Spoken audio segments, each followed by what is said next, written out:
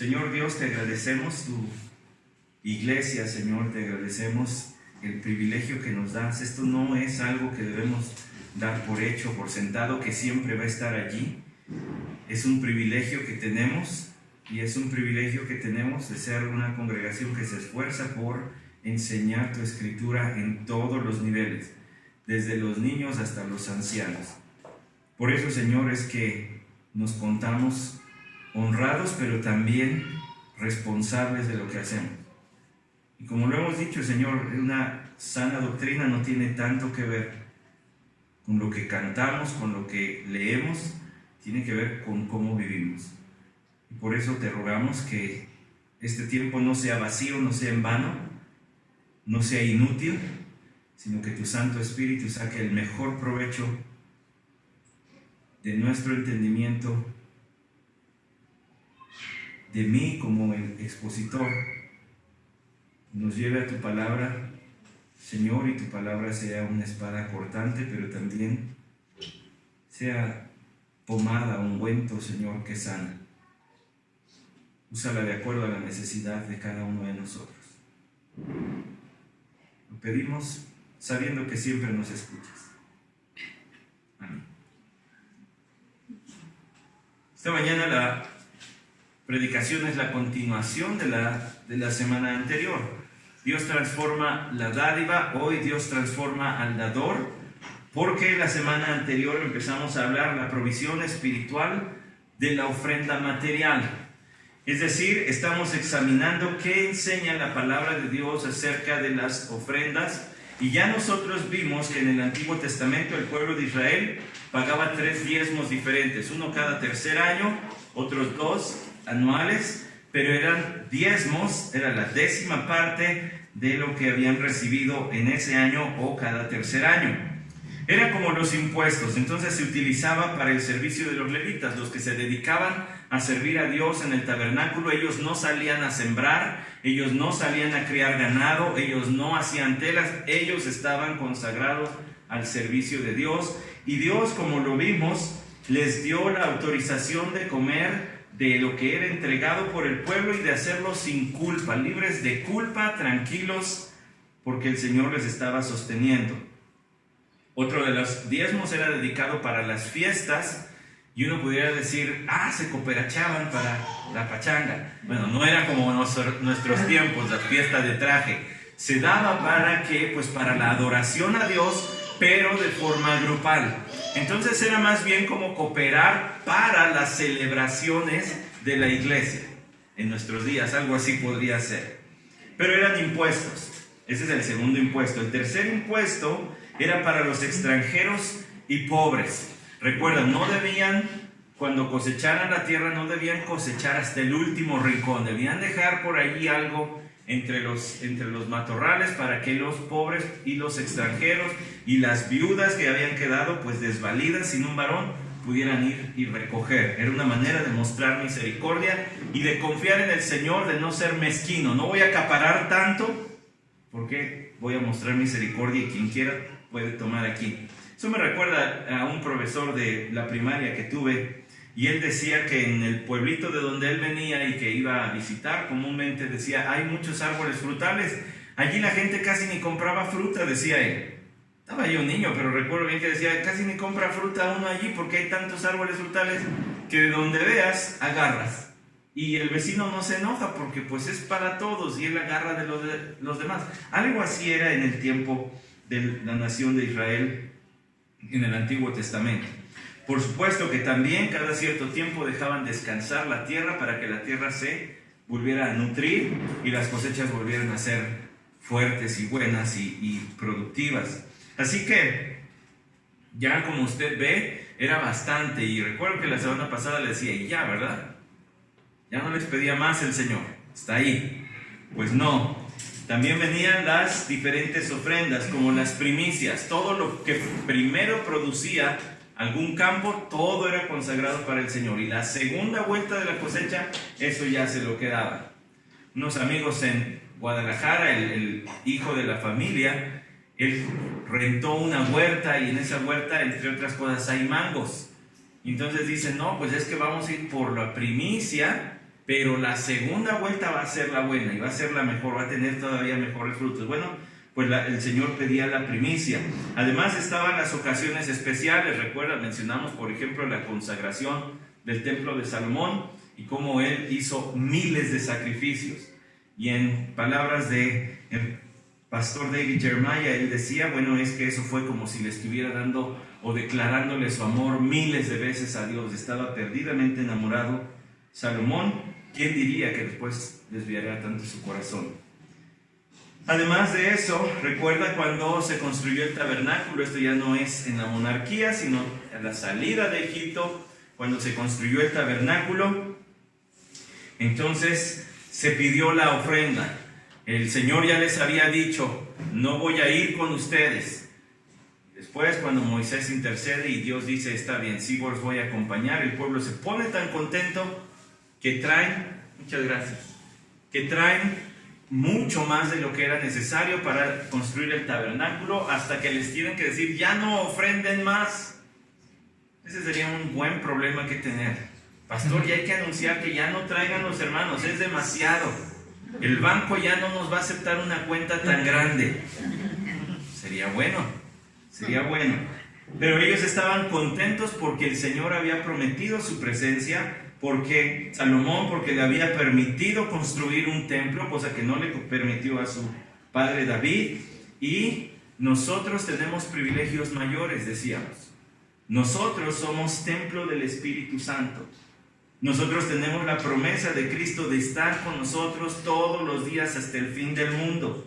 Nosotros no ofrecemos animalitos. Nosotros creemos en el único sacrificio necesario ya, que fue Cristo Jesús en la cruz. Por tanto, nosotros tenemos una mayor responsabilidad que ellos, porque tenemos un mayor privilegio que ellos.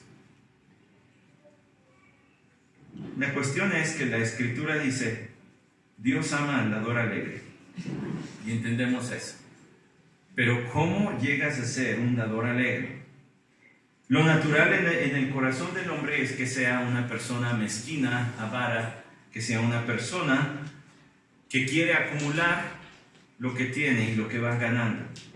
¿Cómo nos transforma Dios en dadores alegres? Vaya por favor a Romanos capítulo 8, porque ahí vamos a considerar los versículos 1 al 11. Romanos 8, del 1 al 11, son los primeros versículos que vamos a considerar esta mañana.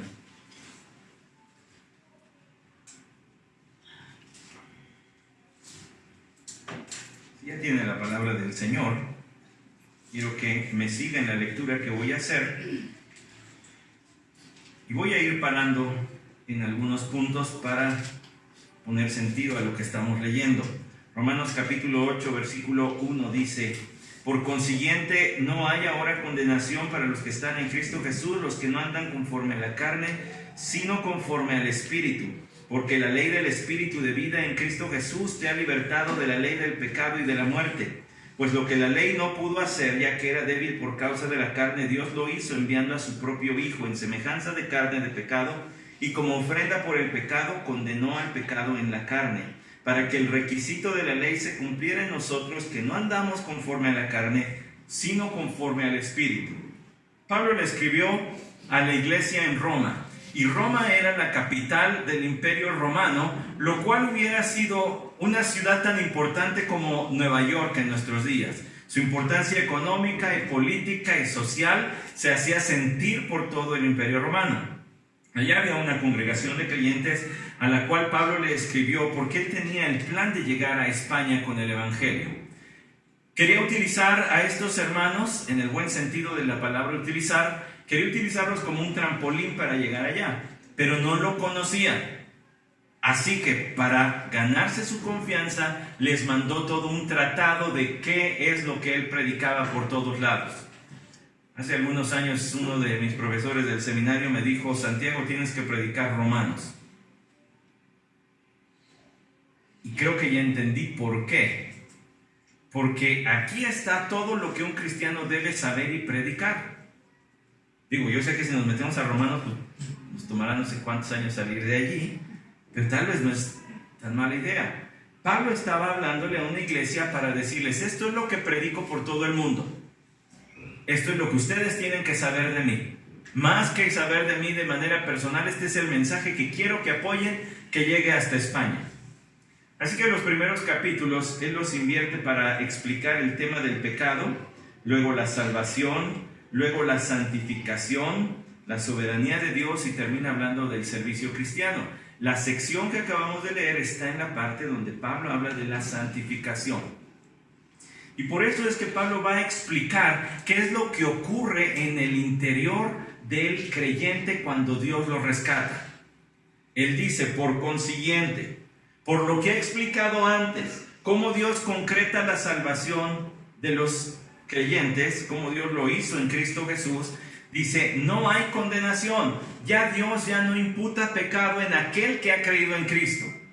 Ya no es considerado culpable delante de Dios el que ha creído, Cristo murió por mí. Lo puede decir, no de labios para afuera, sino con todo su corazón. Y dice, para los que están en Cristo Jesús, cuando tú crees en Cristo Jesús, eres puesto en Cristo Jesús. ¿Y quiere decir eso?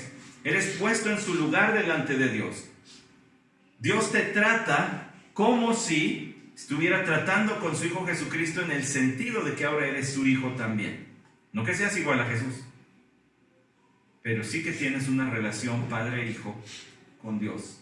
Has sido adoptado en su familia. Pero no solamente es una posición, también es como si Cristo Jesús también es puesto en ti. Y no es como si, más adelante habla del Espíritu Santo. La influencia de Cristo Jesús ahora te colma de anhelos santos que te llevan constantemente a Dios. Ejerce sus influencias santificadoras, diría el comentarista Walter Hendrickson. Eso es estar en Cristo Jesús. No es una relación fría con Dios, sino que ahora el amor de Cristo por el Padre ha sido puesto en ti también por la presencia del Espíritu Santo. Y dice el versículo 2, porque la ley del Espíritu de vida en Cristo Jesús te ha libertado de la ley del pecado y de la muerte. ¿Cuál es la ley del pecado y de la muerte? Bueno, la ley de Dios, que aunque el capítulo anterior dice que es santa, justa, perfecta, de todas maneras no produjo en ti las influencias que sí produce Cristo en ti. Es decir, leer los 10 mandamientos cuando no eres creyente es simplemente pues estaría bien, pero no puedo. Me gustaría obedecer, pero no está en mí. Sin embargo, cuando Cristo te salva, entonces el Espíritu produce en ti lo que una lista de mandatos no produjo en ti. El problema no estaba en la ley de Dios. Esa ley viene de Dios. El problema estaba en nuestro pecado, que no nos dejaba obedecer esa ley de Dios. Es lo que Pablo explica en el versículo 3. Pues lo que la ley no pudo hacer, ya que era débil por causa de la carne. El problema no estaba en la ley, el problema estaba en nuestra carne. Nuestra incapacidad de obedecer la ley de Dios. Dios lo hizo enviando a su propio Hijo en semejanza de carne de pecado, y como ofrenda por el pecado condenó al pecado en la carne. Entonces, como no podíamos obedecer, Dios envió a Jesús a tomar nuestro lugar, como si Él hubiera cometido pecado, aunque no lo fue. Tomó nuestro lugar, fue tratado llevando el castigo de nosotros para que nosotros seamos tratados como Él. Y al morir puede enviar a todo creyente el Espíritu Santo, que produce lo que la ley no pudo producir. Es lo que está hablando Pablo. Además, versículo 4, para que el requisito de la ley se cumpliera en nosotros. ¿Cuál es el requisito de la ley? Escuche esto. Consagraos y sed santos porque yo soy santo. Levítico 11:44. El requisito de la ley. ¿Para qué fue dada la ley? Para demostrarte que tú no eres tan santo como Dios. Pero lo que la ley no pudo hacer, Cristo al morir y enviar a su Santo Espíritu sí lo hace. Nos produce una vida que procura la santidad. El otro requisito de la ley, el Señor Jesús dijo, toda la ley se resume en esto: amarás al Señor tu Dios y a tu prójimo como a ti mismo. Eso viene de Deuteronomio 6:5. Amarás al Señor tu Dios con todo tu corazón, con toda tu alma y con toda tu fuerza. Y también viene, por supuesto, de Levítico 19:18, amarás a tu prójimo como a ti mismo. ese gran mandamiento que no podíamos cumplir, Dios lo hace posible de cumplir por medio de que Cristo fue a la cruz, pagó nuestros pecados y ahora envía su Santo Espíritu para que vivamos, dice aquí, en la ley del Espíritu. Ahora lo que nos gobierna, lo que nos rige, son todas estas influencias santificadoras del Espíritu Santo en nosotros. Esa es la ley del Espíritu. La influencia santificadora del Espíritu Santo, el impulso hacia la santidad que produce el Espíritu de Dios en nosotros. Pablo primero va a ir a los no creyentes, del versículo 5 hasta el versículo 8, y luego va a ir del 9 al 11 para hablar de lo que sucede en los creyentes. Así que acompáñenme rápido en esos versículos. Estamos viendo cómo nos transforma Dios en dadores alegres. Fíjese el cambio abrupto, concreto, fuerte, drástico, incluso dramático que hay en la vida del creyente. Fíjese de dónde salimos. Porque los que viven conforme a la carne, nosotros vivíamos así, ponen la mente en las cosas de la carne. No quiere decir que pega la cabeza a 1 kilo de bistec. Quiere decir, siempre está pensando cómo satisfacer sus deseos que están desbocados por el pecado. Hay deseos legítimos, pero que el pecado los transforma en pasiones pecaminosas. El ejemplo más claro es, el deseo de intimidad sexual. Eso es natural, eso lo pone Dios. Pero cuando ese deseo se desborda, se satisface fuera de los límites del matrimonio, entonces es pecado, porque Dios para ese ambiente lo diseñó. Entonces, quien está en la carne siempre está pensando cómo satisfacer esos impulsos, pero los que viven conforme al Espíritu, en el versículo 5, en las cosas del Espíritu, una mente espiritual, en control de sus pasiones y que siempre está recurriendo a las cosas de Dios. Ahora lo explica en el versículo 6 y 7, porque la mente puesta en la carne es muerte. Es sinónimo de que estás muerto espiritualmente. Puedes tener vida física, pero estás muerto para las cosas de Dios. No te interesan, eres ajeno, no participas, no buscas a Dios, no le amas, mucho menos quieres cumplir el mandato de la santidad. Pero la mente puesta en el Espíritu es vida y paz. La mente que está en las cosas espirituales es porque ha recibido vida de parte de Dios y paz con Dios. Ya no está en guerra con Dios, ya no es su enemigo. No hay campo neutral en este mundo. O eres amigo de Dios o eres enemigo de Dios, pero no hay un caminito donde te puedas ir diciendo, pues yo aquí no me meto con Dios y Él no se mete conmigo y ahí nos llevamos bien. O eres amigo de Dios o eres enemigo de Dios. Si tu mente está en las cosas del Espíritu, si estás ganando, tal vez no y todavía no hasta que lleguemos a su presencia, completo control sobre tus impulsos carnales, pero estás ganando terreno al pasar del tiempo, eso es sinónimo de que has recibido vida de parte de Dios y estás en paz con Él. Estás siendo transformado. Versículo 7, ya que la mente puesta en la carne es enemiga de Dios, porque no se sujeta a la ley de Dios, pues ni siquiera puede hacerlo. Y los que están en la carne no pueden agradar a Dios. 2 veces dicen no pueden. No pueden. Les es imposible. Pero hay mucha gente buena. Sí. Pero eso no es suficiente. Tienes que creer en Jesús para estar en paz con Dios. Pero hay mucha gente decente, gracias a Dios, si no este mundo estaría peor de lo que está. Pero eso no les es suficiente para llegar a la presencia de Dios. Tienen que creer en Cristo Jesús. Dice el versículo 9, ahora va sobre los creyentes. Sin embargo, vosotros no estáis en la carne, sino en el Espíritu, si en verdad el Espíritu de Dios habita en vosotros. Pero si alguno no tiene el Espíritu de Cristo, el tal no es de él. Quien ha creído en Cristo tiene el Espíritu de Dios. Este es el cambio abismal que hay. Ya no andas por las cosas de la carne, ahora andas en las cosas de Dios. porque el Espíritu de Dios está en ti, porque has sido hecho templo del Espíritu Santo. Da igual si nos reunimos abajo de un árbol o en un salón bonito como este o en uno más grande, da igual, el templo somos nosotros, no las paredes. Pablo dice, si tú estás en Cristo, entonces el Espíritu de Dios está en ti. Si alguno no tiene el Espíritu de Cristo, el tal no es de él.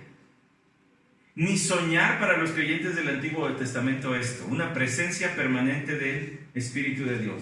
Era temporal, venía sobre ellos para cumplir la misión, el llamado para el que Dios los había tomado y ya. Pero los creyentes del Nuevo Testamento en adelante tenemos la presencia continua del Espíritu Santo, lo cual produce una calidad de vida para con Dios totalmente diferente, tan diferente como lo es un cuerpo muerto de uno vivo. Así de diferente, porque ese es el ejemplo que usa Pablo. ¿Cómo nos transforma Dios en dadores alegres? Primero nos llena de las influencias santificadoras de su Santo Espíritu. Lo que Él hace es darnos vida, porque en realidad estábamos bien muertos en nuestros delitos y pecados. Y uno de esos es la avaricia. Versículo 10. Y si Cristo está en vosotros, aunque el cuerpo esté muerto a causa del pecado, sin embargo el Espíritu está vivo a causa de la justicia. Pero si el Espíritu de aquel que resucitó a Jesús de entre los muertos habita en vosotros, el mismo que resucitó a Cristo Jesús de entre los muertos también dará vida a vuestros cuerpos mortales por medio de ese Espíritu que habita en vosotros. El cuerpo está muerto a causa del pecado, el cuerpo va a morir debido al pecado. La prueba de que todos somos pecadores es que morimos. Ahí está la prueba de que todos hemos pecado, pero la paga del pecado es muerte. La prueba de que todos somos pecadores es que morimos. Tenemos cuerpos mortales, como dice el versículo 11. Pero aunque el cuerpo esté marcado y sentenciado para la muerte, si el Espíritu de Dios está en nosotros, el Espíritu de Cristo, entonces tenemos nueva vida. Pablo está hablando aquí de la regeneración, de la impartición de vida de parte de Dios al creyente. Dios le da vida física a todos, Él sostiene la vida de todos, pero la vida espiritual procede de Dios. Usted tiene ahora los impulsos, los deseos, los anhelos del propio Dios, porque el Espíritu de Dios está en usted, si usted es un creyente en Cristo Jesús. ¿Ya vio por qué es posible dar alegremente? Porque ahora la avaricia ha sido arrancada desde la raíz y se nos ha dado más bien el Espíritu de Cristo para que seamos como Él. Esta semana respondí la pregunta: ¿quién le da de comer a los satánicos, a los santeros, a los que adoran a los perros, a los que adoran a las vacas y todo tipo de abominación así? Dios. Dios es el que da aliento y vida y todas las cosas, dijo Pablo en Atenas, en Hechos capítulo 17. Su bondad es tanta que Él les da de comer. Satanás no le da de comer a nadie. Es Dios quien sostiene la vida y quien la puede quitar también. Es Dios quien lo hace. Es tanta su bondad, pero para los creyentes nos ha dado su Santo Espíritu y eso hace una diferencia abismal. Tanto así que en la misma carta, en el capítulo 12, Pablo escribió los primeros versículos, el 1 y el 2. Por consiguiente, hermanos, después de hablar en el capítulo 8 acerca de la santificación, en el capítulo 9 al 11 Pablo habla de la soberanía de Dios para salvar a quien Él quiere salvar. Y luego en el 12 dice: por consiguiente, ya que les expliqué del pecado que nos salva el Señor, ya que les expliqué la justificación por la fe en Cristo, cómo su santidad nos es contada, como si nosotros hubiéramos vivido su vida santa, ya que les expliqué la santificación, cómo vamos avanzando hacia la propia imagen de Cristo Jesús, ya que les expliqué que Dios escoge salvar a quien Él quiere y que por eso debemos predicarle a todos, que no sabemos a quiénes escogió. Entonces, por consiguiente, hermanos, os ruego por las misericordias de Dios, las misericordias de Dios que ya les expliqué, que presentéis vuestros cuerpos como sacrificio vivo y santo, aceptable a Dios, que es vuestro culto racional. Entonces ahora lo que corresponde es que nosotros nos entreguemos como un sacrificio vivo. Ahora, toda esta gente tenía muy claro el tema sacrificio, la palabra sacrificio. Un sacrificio era un animal que se llevaba para morir, para que yo no tuviera que morir. Él moría en mi lugar. Pablo dice, ya hubo quien murió en tu lugar para que tú vivas ahora en el lugar suyo. Para que ahora tú sirvas a Dios con la misma entrega y devoción que Cristo Jesús. Que ahora seas un sacrificio vivo porque Él fue el sacrificio muerto por ti. Ahora tú seas un sacrificio vivo. Nadie puede ser un dador alegre a menos de que sea un sacrificio vivo. Si tú no has muerto a ti mismo, de ninguna manera vas a poder entregar lo mejor de ti. Porque fuimos al Antiguo Testamento a ver cómo ofrendaba el pueblo de Israel, porque nos dimos cuenta muy claramente, Dios siempre pedía lo mejor. Y es cuestión de un examen personal. Si tal vez usas uno de los sobres que se proveen en este lugar o no, que tú vayas y revises y digas, Señor, gracias, porque las influencias santificadoras de tu Santo Espíritu me han llevado a dar lo mejor. Esto es lo mejor que te puedo dar, Señor. O tal vez por el lado contrario digas, perdóname, pero gracias por el recordatorio. No se me vuelve a olvidar. Tengo que dar lo mejor. Pero eso solamente va a suceder en aquel que es un sacrificio vivo. Mateo 16, versículo 24 dice, entonces Jesús dijo a sus discípulos, si alguno quiere venir en pos de mí, niéguese a sí mismo, tome su cruz y sígame, porque el que quiere salvar su vida la perderá, pero el que pierda su vida por causa de mí la hallará. Esta paradoja de perder tu vida, ¿qué es perder tu vida? No es morir en este versículo. Perder tu vida es renunciar. En el contexto, morir a ti mismo es renunciar a tus propósitos, a tus metas y sujetarlas a Dios. Esto es lo que a mí me gustaría, Señor, pero si tú quieres otra cosa para mi vida, está bien. Me adapto, lo acepto y obedezco. A todos nosotros el Señor ha interrumpido nuestra vida, ¿no?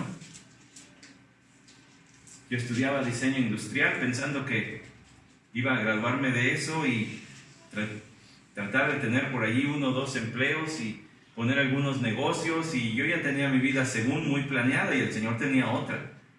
Yo estudié diseño industrial porque me ha gustado trabajar con las manos, y yo decía derecho, medicina, y eso no, se lee un montón. Y yo no voy a pasar mi vida leyendo. ¿Qué crees que habrá? Si pierdes tu vida por causa del Evangelio, la vas a ganar. No es que ganes la salvación, es que vas a ganar tesoros en el cielo. Es decir, vas a estar invirtiendo esto temporal y efímero que es la vida en esta tierra por lo que es verdaderamente duradero, que es lo celestial. Dijo el Señor, versículo 26 de Mateo 16, continúa la lectura. Pues ¿qué provecho obtendrá un hombre a cambio de su alma? Provecho obtendrá un hombre si gana el mundo entero, pero pierde su alma. Es un muy mal negocio. Es un muy mal negocio. Ganar los siguientes que a él le gustan: 50, 60, 70, 100 años y perder la eternidad. Es muy mal negocio. La salvación afecta nuestra manera de ver el mundo, y eso nos libera del amor por el dinero para ser dadores alegres. La salvación afecta todos los aspectos de nuestra vida. No hay aspecto que el Evangelio no toque. Y si lo hay un problema allí, en la raíz de todo eso, que es tu fe en Cristo. En segundo lugar, la salvación y las ofrendas. ¿Cómo nos hace el Señor? Bueno, ya lo vimos con el cambio abrupto de la salvación en Cristo, su Santo Espíritu. Pero vea la salvación y las ofrendas. Mateo capítulo 6, versículo 24, el Señor Jesucristo dijo: nadie puede servir a dos señores, porque o aborrecerá a uno y amará al otro, o se apegará a uno y despreciará al otro. No podéis servir a Dios y a las riquezas. En este contexto, en el Evangelio de Mateo, que es el Evangelio escrito para los judíos, es el que más veces cita el Antiguo Testamento, es el que más habla de Cristo como Rey. En este sermón, que es conocido como el Sermón del Monte, el Señor Jesús dijo: no os hagáis tesoros en la tierra, acumulaos tesoros en el cielo, porque donde esté su tesoro, allí también estará su corazón. En ese contexto, Él dijo: nadie puede servir a dos señores. Ahora, ese es un versículo que va a hacer girar el resto de esta lectura. Entonces, tómalo en cuenta. Porque enseguida el Señor dijo: por eso os digo, no os preocupéis por vuestra vida, qué comeréis o qué beberéis, ni por vuestro cuerpo, qué vestiréis. ¿No es la vida más que el alimento y el cuerpo más que la ropa? Mirad las aves del cielo, que no siembran, ni ciegan, ni recogen en graneros, y sin embargo vuestro Padre Celestial las alimenta. ¿No sois vosotros de mucho más valor que ellas? ¿Por qué no te debes preocupar? Porque ¿quién es tu Señor?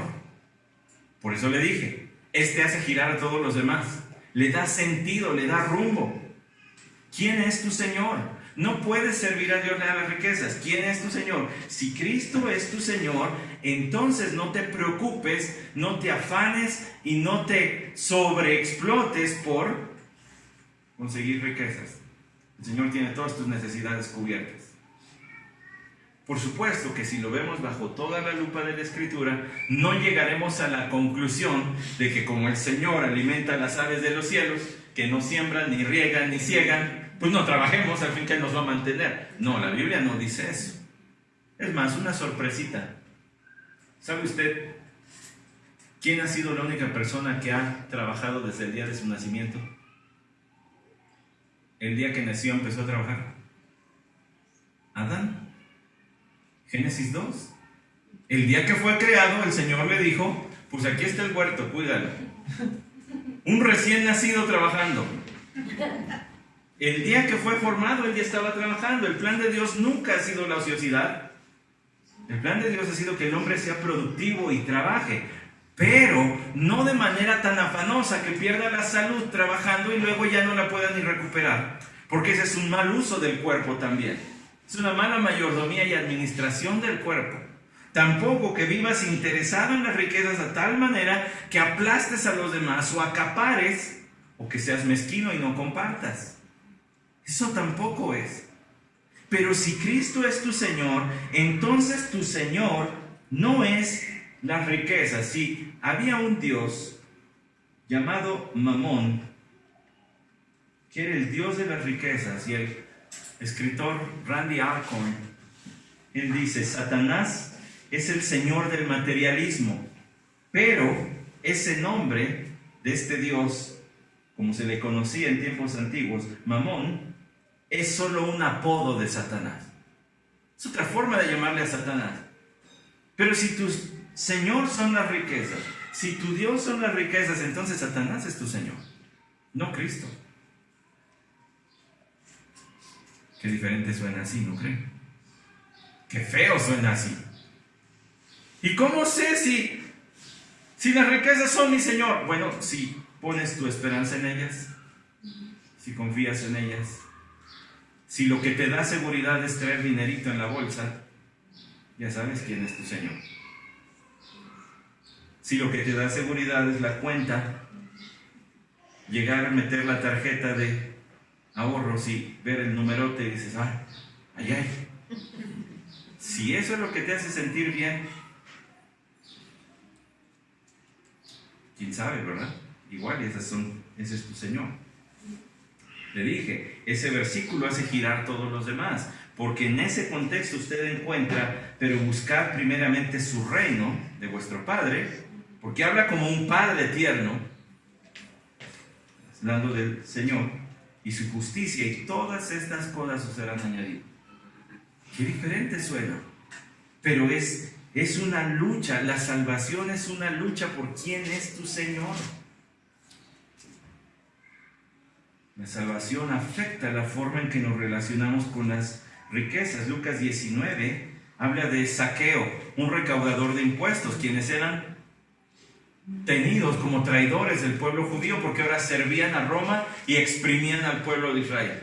Entonces, en el Evangelio de los Gentiles, el Evangelio de Lucas, en el capítulo 19, ya hacia su viaje final hacia Jerusalén, el Señor Jesucristo pasó por donde vivía Zaqueo, que era Jericó, y esta es la última oportunidad.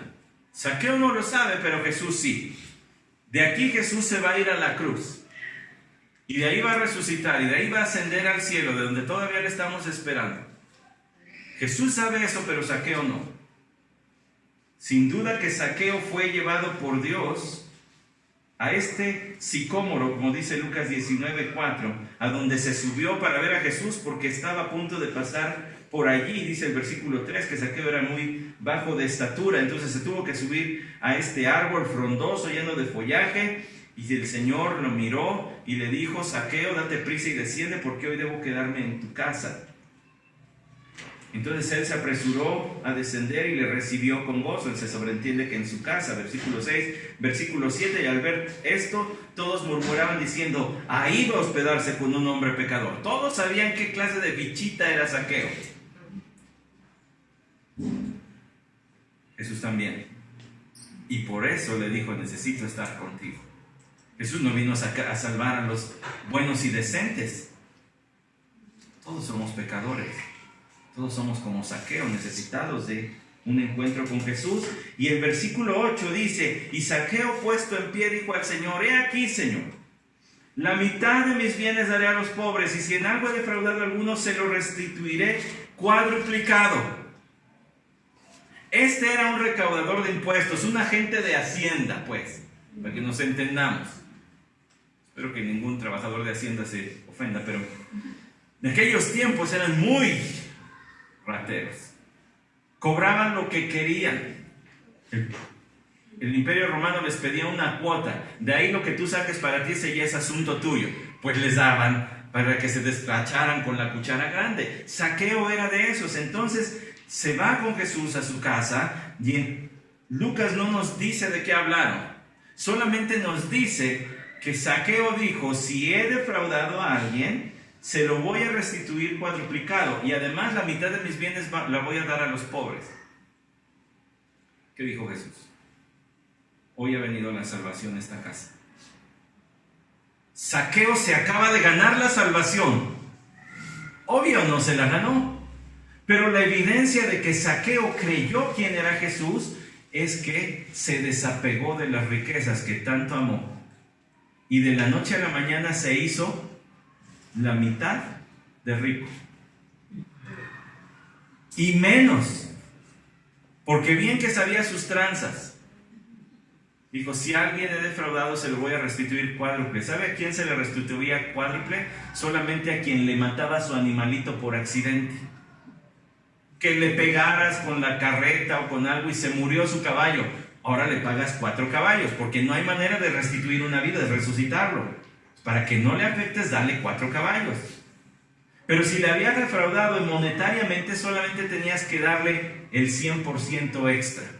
Restituirle lo que le robaste más el 100%. Zaqueo se impone la pena más alta para un fraude, porque él entiende que su pecado ha sido grave delante de Dios, que ha amado las riquezas, que su Señor no ha sido Jehová, sino ha sido el dinero. Y como un sello de garantía sobre su salvación, Jesús dice: la salvación ha venido a esta casa.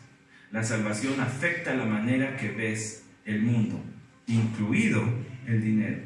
Mateo 19, versículos 16 al 30, es el encuentro del Señor con un joven al que se le conoce como el joven rico.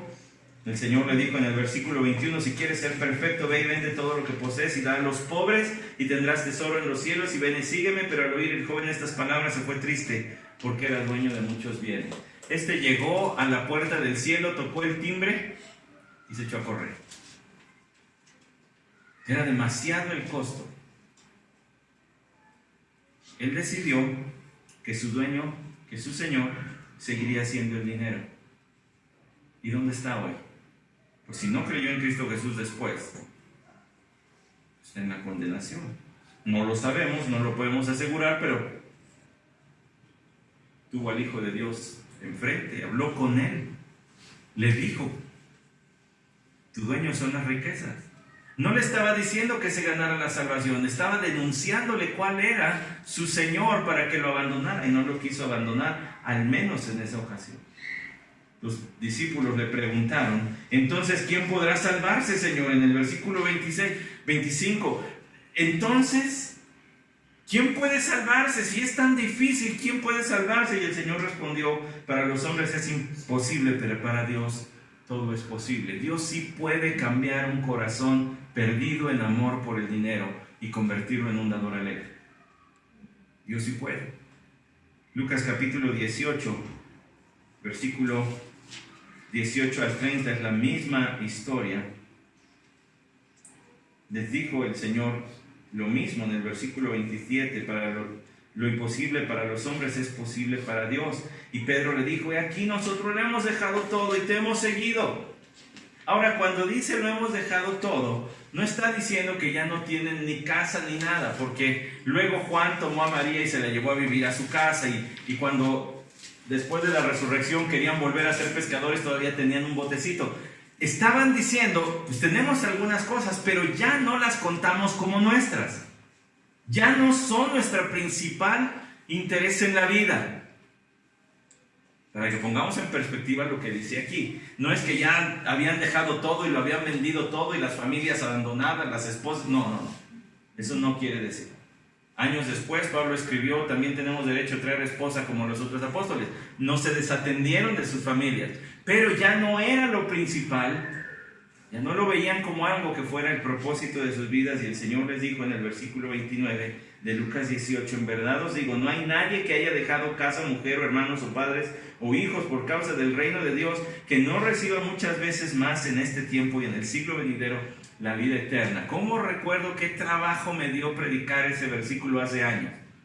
No lo entendía, y me pasé más de un día buscando por todos lados, esculcando por el internet a ver quién daba una explicación de esto. ¿A qué se refiere? La iglesia. En este siglo vas a recibir mucho más. Pierdes a tu familia, te voy a dar una más grande. Te rechazan por ser mi seguidor, te voy a dar un montón. Pierdes casas, tienes un montón de puertas abiertas. La iglesia es esa riqueza de la que habló Jesús.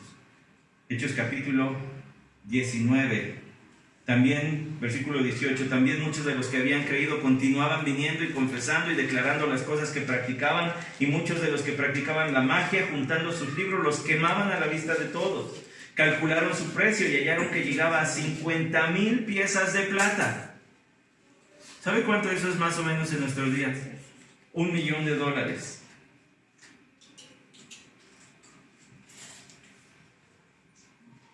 ¿Se despojaría?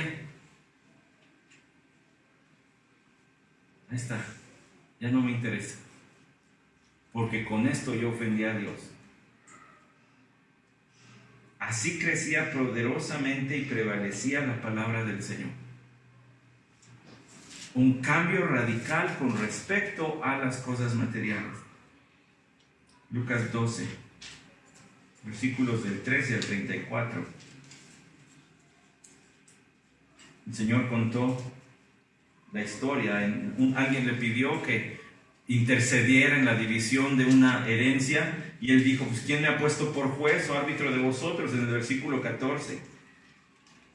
Y contó una historia, una parábola, versículo 16, diciendo: la tierra de cierto hombre rico había producido mucho, y pensaba dentro de sí diciendo: ¿qué haré ya que no tengo dónde almacenar mis cosechas? Entonces dijo: esto haré, derribaré mis graneros y edificaré otros más grandes, y allí almacenaré todo mi grano y mis bienes. Y diré a mi alma: alma, tienes muchos bienes depositados para muchos años, descansa, come, bebe, diviértete. ¿Qué hay de malo en ser un buen empresario? ¿Qué hay de malo que te vaya bien como este hombre? ¿Tiene Dios algo contra los ricos? ¿Le molesta que haya gente que tiene dinero? Pues sí, Él se los da. Hay hermanos nuestros en la fe que son fuertes económicamente, muy fuertes algunos de ellos. Entonces, ¿cuál es el problema? No, el problema no es eso, el problema es la cantidad acumulada que dice, ni siquiera me la voy a alcanzar a acabar. Y el trato que hace de ella, fíjate. Dios le dijo, necio, esta misma noche te reclaman el alma, y ahora ¿para quién será lo que has provisto? Así es el que acumula tesoro para sí y no es rico para con Dios.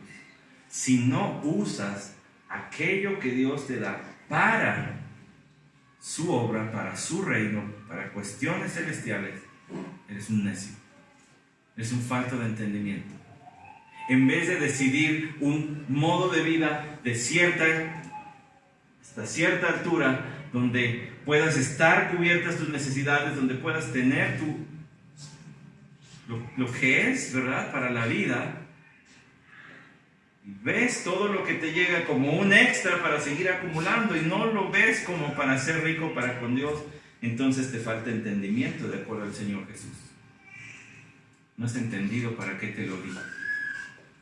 Te lo di para que seas rico para conmigo. Sí, dentro de 2 predicaciones ya voy a hablar de planear para ser rico para con Dios. Y nos hace buena falta meditar en esta parábola. Porque si no, vamos a ver cualquier dinero extra como una capacidad de una estándar de vida más alto y más alto y más alto, y les soy sincero, nunca nos va a ser suficiente. Siempre va a haber otro escaloncito más hacia donde subir. Este hombre, ese fue su error en esta parábola. Y el Señor habló allí otra vez de que el Padre tiene cuidado de los suyos. De eso habla hasta el versículo 34. En el 31 dice, en el 30, pero porque los pueblos del mundo buscan ansiosamente todas estas cosas, pero vuestro Padre sabe que tenéis necesidad de estas cosas. Mas buscad su reino y estas cosas os serán añadidas, las cosas materiales. Ahora, ¿por qué está aquí otra vez? Porque algunas enseñanzas del Señor eran recurrentes y las predicaba en diferentes escenarios y momentos. No es una repetición de aquello, sino que es otra vez. Había lecciones que les decía una y otra vez, y en cuanto al dinero habló muchísimo. Porque Él sabe el poder, el atractivo que tiene. Cuando le estaba buscando su anillo de compromiso a mi reina, a mi esposa, pues uno se va enamorando, ¿verdad? Y ve uno y dice, está bien bonito. Y crees que ese va a ser el bueno, pero luego vas a otro lado y dices, este está más bonito. Y tiene su encanto y te va apelando y luego ya dices, pues estaría padre. Te vas enamorando de las riquezas. Pero la salvación trae un cambio abrupto. Hechos capítulo 2, el recuento del nacimiento de la historia. El segundo tratado escrito por Lucas para decirle a su amado y excelentísimo Teófilo qué había sucedido después de la vida de Jesús, cómo sus seguidores expandieron el Evangelio. En el capítulo 2 habla de la vida de los primeros creyentes, versículo 44, todos los que habían creído estaban juntos y tenían todas las cosas en común, vendían todas sus propiedades y sus bienes y los compartían con todos según la necesidad de cada uno. Día tras día continuaban unánimes en el templo y partiendo el pan en los hogares comían juntos con alegría y sencillez de corazón. Comían con alegría y sencillez de corazón porque estaban dando y ayudando a otros. Vendían sus propiedades. Esta fue una lección única. ¿Por qué? Pues porque muchos de los que creyeron habían llegado de otros lados. Y no todos se regresaron, se quedaron a la única iglesia que había en el mundo. Se mudaron allí. Había muchos necesitados, habían dejado todo en otros lados y ahora había que ayudarles. La primera iglesia hizo esto y su desapego de las cosas materiales se vio inmediatamente. No pasaron por un curso de discipulado de 3 años para que entonces ahora sí se les dijera, hermanos, hay que ofrendar. El cambio en el corazón produjo una diferencia abismal. Hechos 4, versículo 34. No había pues ningún necesitado entre ellos, porque todos los que poseían tierras o casas las vendían, traían el precio de lo vendido y lo depositaban a los pies de los apóstoles, y se distribuía a cada uno según su necesidad. Y José, un levita natural de Chipre, quien también los apóstoles llamaban Bernabé, que traducido significa hijo de consolación, poseía un campo y lo vendió y trajo el dinero y lo depositó a los pies de los apóstoles. ¿Por qué se emocionó el pastor? Porque yo sé algo que no sé si usted sabe todavía, pero Chipre, tomado como referencia al comentarista Evis Carballosa, Chipre era un sitio donde había minas de cobre, y ese metal era un material precioso en ese tiempo.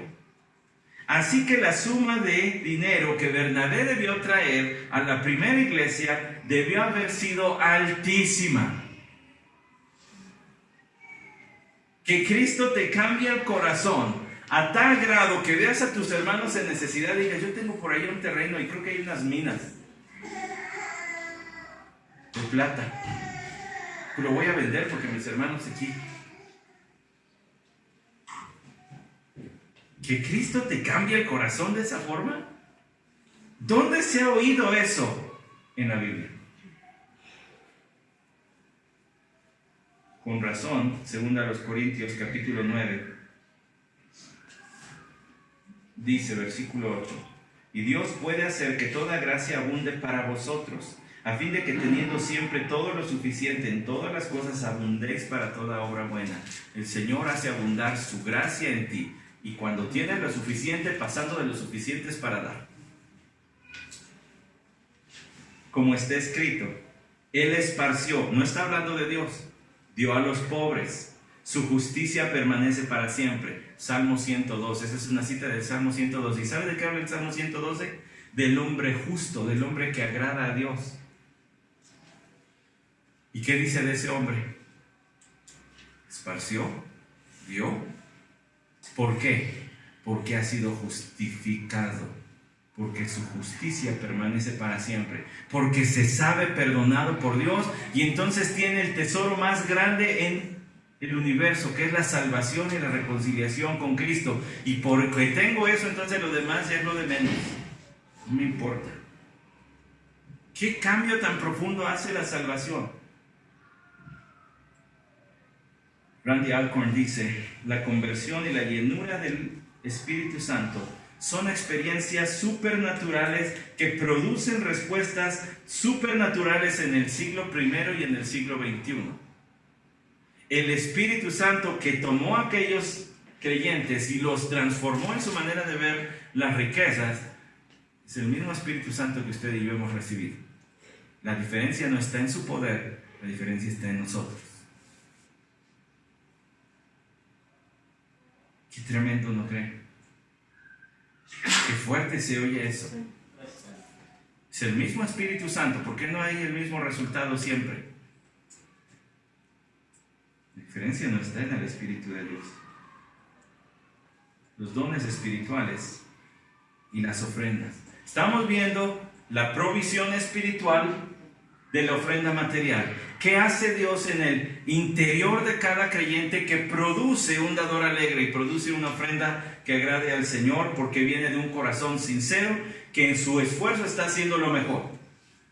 No queremos decir una cantidad o un porcentaje en específico, porque no creemos que eso aplique para creyentes del Nuevo Testamento, pero sí que hace lo mejor, su mejor esfuerzo al ofrendar. ¿Qué hace? Bueno, ya vimos, le imparte vida espiritual, Romanos 8, le hace un sacrificio vivo, Romanos 12. Además, la salvación afecta y produce un cambio abismal en el creyente con respecto a las riquezas, pero además le ha dado dones espirituales, los dones espirituales y las ofrendas. Romanos 12, 6 al 8. Pero teniendo dones que difieren según la gracia que nos ha sido dada, usémoslos. Si el de profecía, úsese en proporción a la fe. Si el de servicio, en servir. O el que enseña, en la enseñanza. El que exhorta, en la exhortación. El que da, con liberalidad. El que dirige, con diligencia. El que muestra misericordia, con alegría. Romanos, otra vez, la carta de la que ya estábamos hablando. Otra vez el capítulo 12 del que ya estábamos hablando. La vida en sacrificio vivo es una vida que usa los dones que ha recibido como Dios se los dio. Y Pablo está explicando eso. Y dice, el que da con liberalidad. Es que Dios da el don de dar. Haga la redundancia. Dios otorga el don de dar. Es una capacidad espiritual que Él concede a algunos creyentes de dar incluso sacrificialmente, más allá de lo que pareciera posible. Hasta que nos concedió un respirito el pastor, ¿no? Desde la semana pasada venía apretando, hasta que ahorita dijo, ay, este es para algunos cuantos, se me hace que yo no soy de ellos. Bueno, todo creyente está llamado a dar así, por lo que hemos visto en el resto de la Escritura, pero aquellos que Dios les ha dado el don de dar, ¿qué quiere decir con liberalidad? Quiere decir sin motivos ocultos. La palabra liberalidad, por eso se traduce como liberalidad, con libertad. Libertad de motivos ocultos. ¿Como quién? Como Ananías y Zafira, que querían tener cierto renombre, diciendo que habían entregado una gran suma de dinero, como lo hizo Bernabé al final del capítulo 4, y Ananías y Zafira convienen en mentir y decir, sí, dimos todo, eso nos dieron por nuestro terreno, cuando no era verdad. Podían haberse quedado el dinero, no había problema, Pedro no les censura. ¿Se fija cómo no hay una imposición de una cantidad? Pedro no les censura. Les dice, pues, si se lo hubieran quedado todo era su dinero, ¿qué? ¿Quién se los estaba pidiendo? Pero porque quisieron mentir al Espíritu Santo, ahora se muere. Y Dios los castigó con muerte. Tener motivos ulteriores o motivos ocultos en la ofrenda es algo que nadie debe hacer, mucho menos aquellos que dan con liberalidad. ¿Y cuál sería un motivo oculto? Bueno, quizá la reputación. Recuerda que había quienes en tiempos del Señor llegaban con sus bolsitas de dinero y las dejaban caer en estos como trompetas o un tipo de contenedor así metálico que había en el templo, y entonces dejaban caer las monedas para que todos oyeran que estaban ofrendando un montón. Hay motivos ocultos, pero otros motivos ocultos pueden ser la desconfianza en que me va a alcanzar después.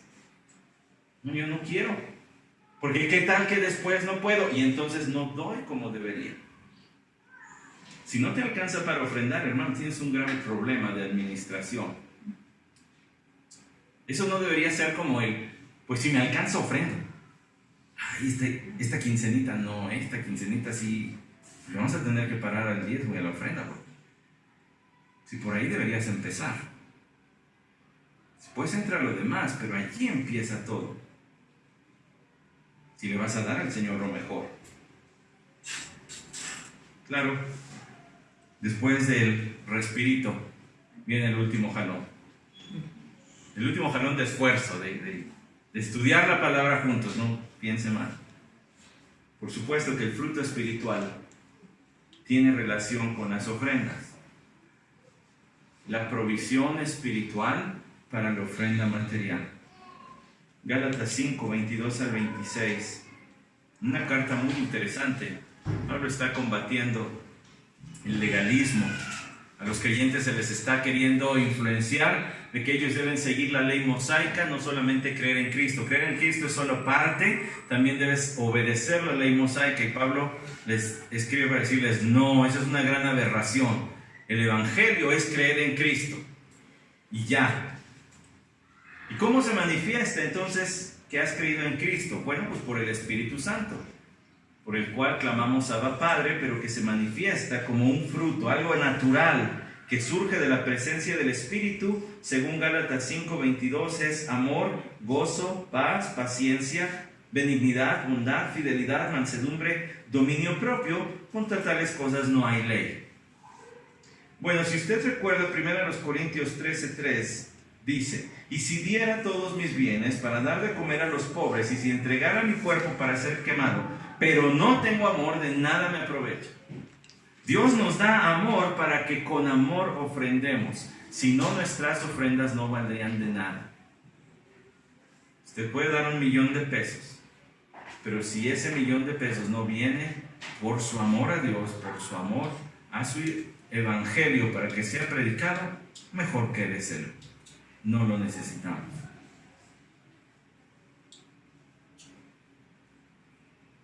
Hechos de los Apóstoles, en un texto que ya leímos, ya no lo vamos a recordar, solamente mencionaré que los primeros creyentes comían juntos con alegría y sencillez de corazón. ¿Cuál dice el fruto, qué es el fruto del Espíritu? Amor. Y luego, gozo.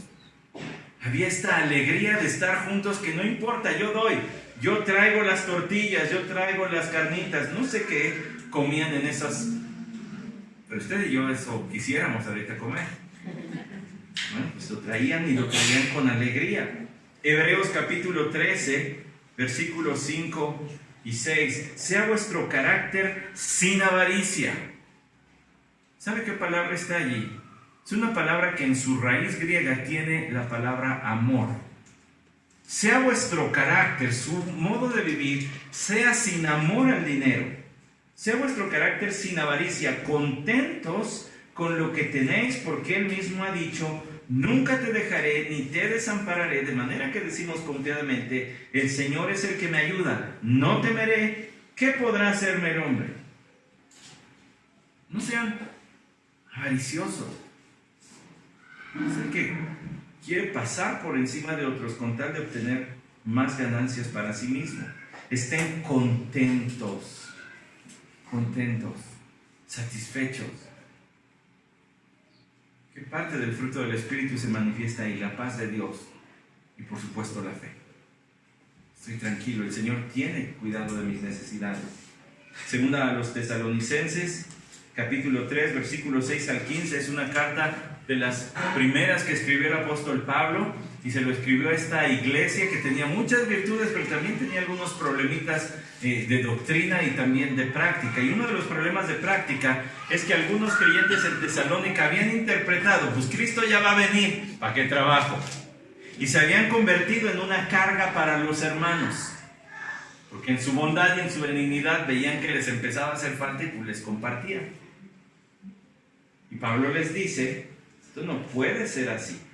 Ustedes han visto nuestro ejemplo, cómo con trabajo y fatiga trabajamos día y noche para no ser carga a ninguno de vosotros. Versículo 8. Pero luego dice el versículo 11: pero oímos que algunos entre vosotros andan desordenadamente, están rompiendo filas. La palabra desordenado quiere decir como un soldado que se salió de su formación, sin trabajar, pero metiéndose en todo. Esto no es una práctica cristiana. Los cristianos no promovemos la ociosidad. No es para los creyentes ser personas no productivas. A tales personas les ordenamos y exhortamos en el Señor Jesucristo que trabajando tranquilamente coman su propio pan. Pero vosotros, hermanos, no os canséis de hacer el bien. Pues sí, pero ahora no van a conseguir trabajo tan fácil, y ni modo que los dejemos de morir de hambre. Entonces ahora ya, díganles, hablen con ellos, que se vayan a trabajar, pero en lo que ellos están sobre sus pies, otra vez, que tampoco les van a pagar luego, ustedes sigan ayudándoles, sean pacientes. Vean que corrijan su error, pero en lo que son capaces de sostenerse otra vez nuevamente, sigan ayudando. Allí hay benignidad y hay bondad, ¿no creen?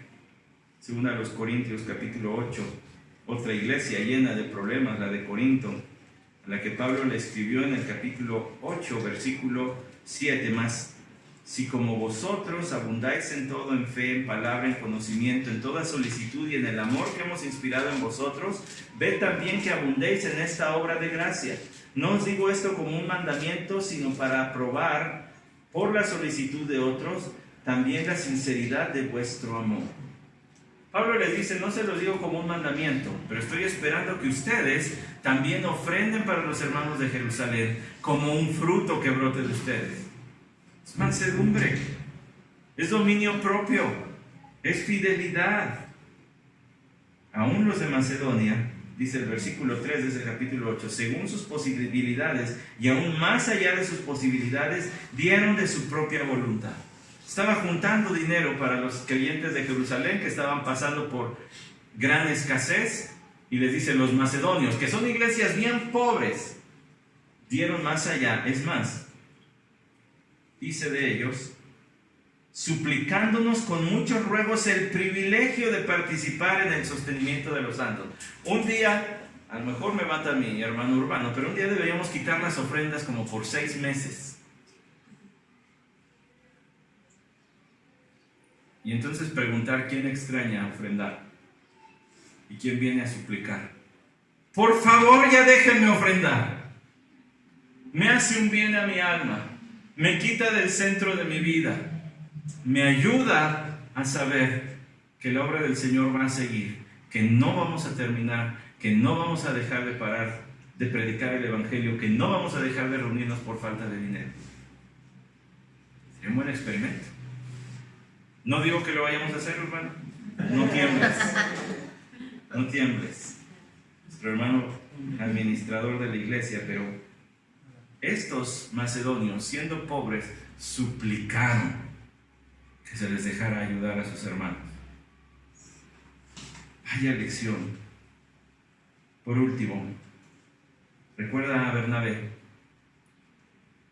Dice que este era un hombre al que le apodaban, de hecho Bernabé, su nombre era José, le llamaban hijo de consolación.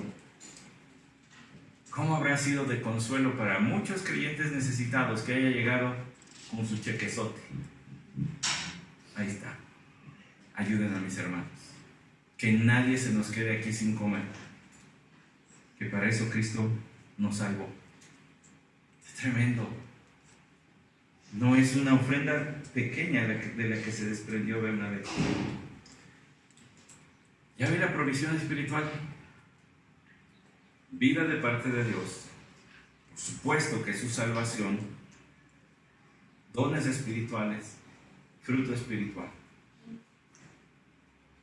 La gran pregunta es si eso se ve reflejado cada que tengo el privilegio, como decían los macedonios, de ofrendar.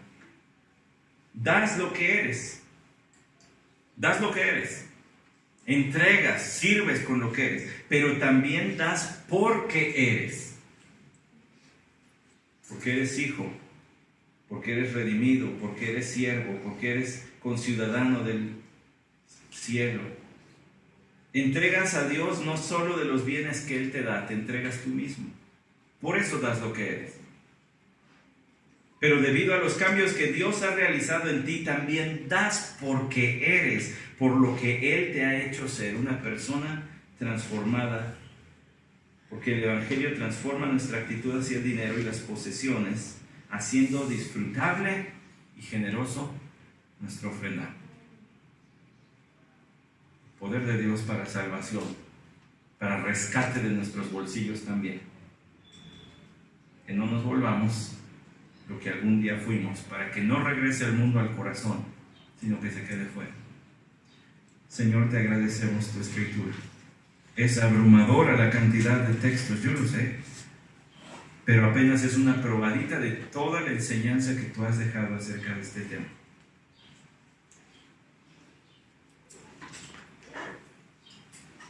Verdaderamente tu escritura es una espada que atraviesa, no hay nada oculto, nada, sino que todas las cosas están desnudas delante de tus ojos, como dice Hebreos 4. Nuestro corazón está desnudo en este tema. Que te sirvamos, que obedezcamos, que lo hagamos con gozo, por la gran salvación, el gran Salvador, el gran Dios y Rey que tenemos. Amén.